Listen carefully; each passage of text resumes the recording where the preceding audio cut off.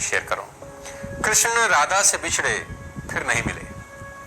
स्वर्ग में विचरण करते हुए टकरा जाएं तो क्या बात हो सकती है। स्वर्ग में विचरण करते हुए अचानक एक दूसरे के सामने आ गए। विचलित से कृष्ण और प्रसन्नचित से राधा। कृष्ण इसलिए विचलित थे क्योंकि प्रेम से अलग होकर गए थे। राधा इसलिए प्रसन्नचित थी क्योंकि प्रेम में डूबी हुई थी। राधा मुस्कुराई, कृष्ण सकपकाए। इससे पहले कुछ कह पाते कृष्ण बोल उठी राधा, कैसे हो द्वारकाधीश, कैसे हो द्वारकाधीश। आप अपने बेटे को चुन्नू मुन्नू पप्पू के नाम से बुलाते हो, एक दिन उसको उसके नाम से बुलाओगे तो क्या उसे अच्छा लगेगा? नहीं, उसको लगेगा पापा नाराज हैं। कैसे हो द्वारकाधीश।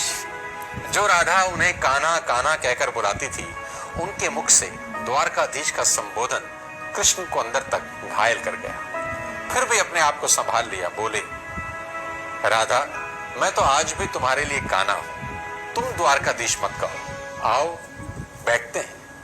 कुछ मैं अपनी कहता हूं, कुछ तुम अपनी कहो।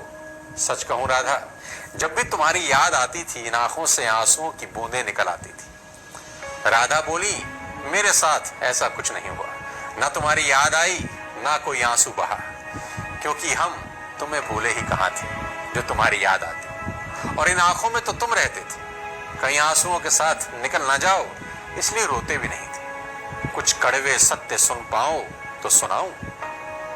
कान्हा से द्वारकाधीश बनने पर, प्रेम से अलग होने पर तुमने क्या खोया, उसका एक आईना दिखाऊं।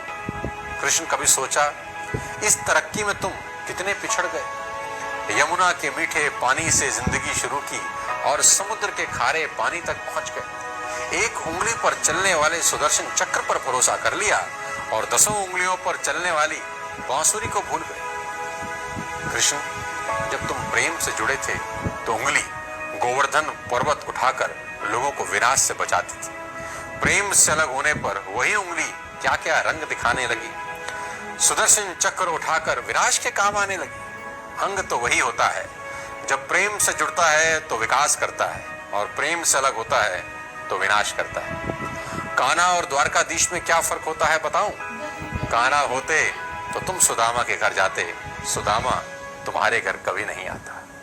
तुम तो सभी कलाओं के स्वामी हो, गीता जैसे ग्रंथ के दाता हो, नीति निर्माता हो, धर्मशास्त्र के जानकार हो, पर महाभारत युद्ध में क्या निर्णय लिया? अपनी पूरी सेना कौरवों को सौंप दी और खुद को पांडवों के साथ लिया। सेना तो आपकी प्रजा थी, राजा तो उसका पालक होता है, रक्षक होता है।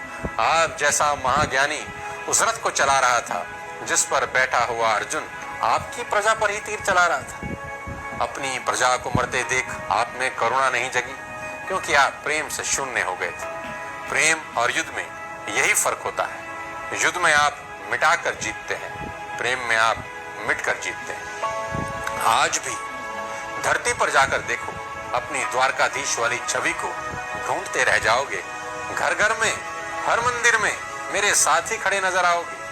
आज भी लोग गीता के ज्ञान की बात करते हैं, उसका नित्य नियम पाठ करते हैं, पर धरती के लोग युद्ध वाले द्वारकाधीश को नहीं, प्रेम वाले कान्हा पर भरोसा करते हैं। और जिस गीता में मेरा दूर दूर तक नाम भी नहीं, आज उसके समापन पर राधे राधे करते हैं। अंतिम सत्य सिर्फ प्रेम है। सुरा कला संपूर्ण भगवान श्री कृष्ण महाराज